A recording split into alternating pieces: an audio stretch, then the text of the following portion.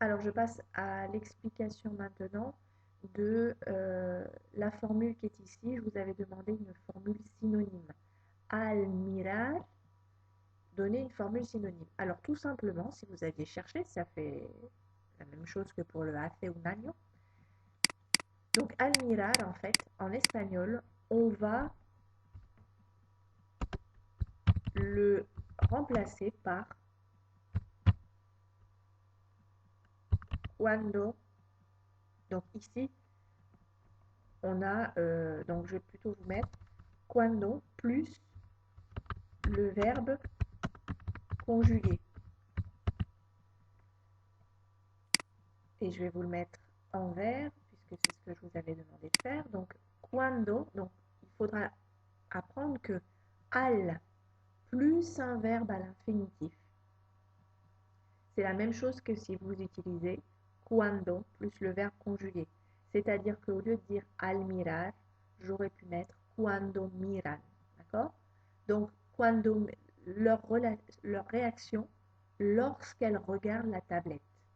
Donc voilà, sus reacciones al mirar, sus reacciones cuando miran la tableta. Tout simplement. Donc, je vais peut-être même vous mettre ici pour que vous l'ayez en trace écrite. Cuando miran.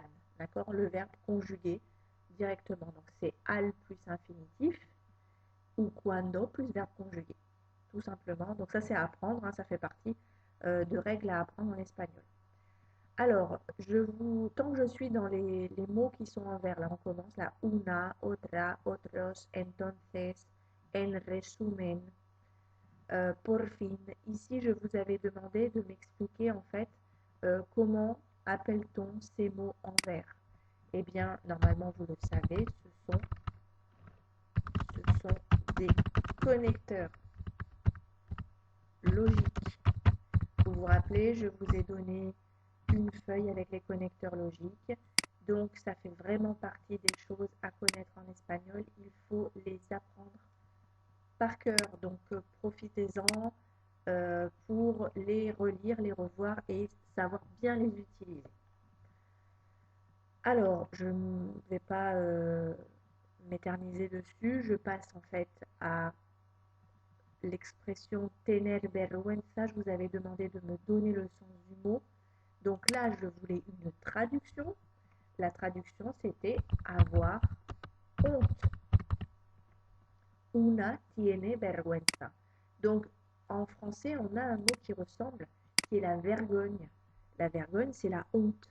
Et donc, vous avez ici tener vergüenza, avoir honte. Je passe ensuite à la formule en rouge à expliquer a no le gusta. Alors, certains m'ont mis que il s'agissait en fait de l'expression de goût. Je suis tout à fait d'accord. Expression du goût en espagnol. Très bien, j'utilise le verbe gustar, pas de problème.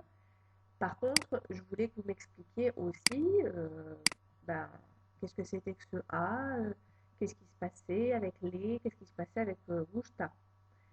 Donc, je fais un petit topo sur le verbe gustar. Donc, vous avez ici le verbe gustar qui est conjugué à la troisième personne du singulier. Donc là, c'est pareil. Je vous invite à aller revoir dans vos leçons. Si ce n'était pas cette année, c'était l'année dernière. Sinon, vous pouvez toujours chercher dans un livre. Vous pouvez chercher dans un... si vous avez un dictionnaire en espagnol, parfois vous pouvez avoir des petites parties sur la conjugaison, de la grammaire, etc. Donc je vous rappelle que le verbe gustar ne se conjugue pas de la même façon que n'importe quel autre verbe. On a une partie obligatoire qui est donc me gusta, te gusta, les gusta, on est bien sûr la troisième personne, nos gusta, os gusta et les gusta. Une autre particularité du verbe gustar, ici je mets a. Pourquoi? Parce que j'ai soit un verbe à l'infinitif derrière, soit un mot singulier. On se rappelle, euh, selon ce que j'aime, je vais mettre gusta ou gustan. Donc, euh, si c'est un mot singulier, c'est gusta. Si c'est un verbe à l'infinitif, c'est gusta aussi. Donc, euh, j'ai également la possibilité de remplacer mon verbe gustar en français par plaire. Si je dis par exemple, le football me plaît, me gusta el fútbol. D'accord? Vous voyez bien qu'on a du singulier. Par contre, si je veux dire euh, le football et le tennis me plaisent, hein, ce sont deux sports qui me plaisent. Donc là, je vais mettre logiquement gustan, tout simplement, si j'avais par exemple le football et le tennis derrière. Et donc, j'ai expliqué le lait, j'ai expliqué le A, le gusta, j'ai expliqué toute cette formule. Et maintenant, je passe au A. Le A, c'est la partie qui est facultative dans le verbe gustar. Euh, Quand est-ce que je l'utilise? Eh bien, je l'utilise seulement quand je vais, par exemple, introduire un prénom ou un pronom.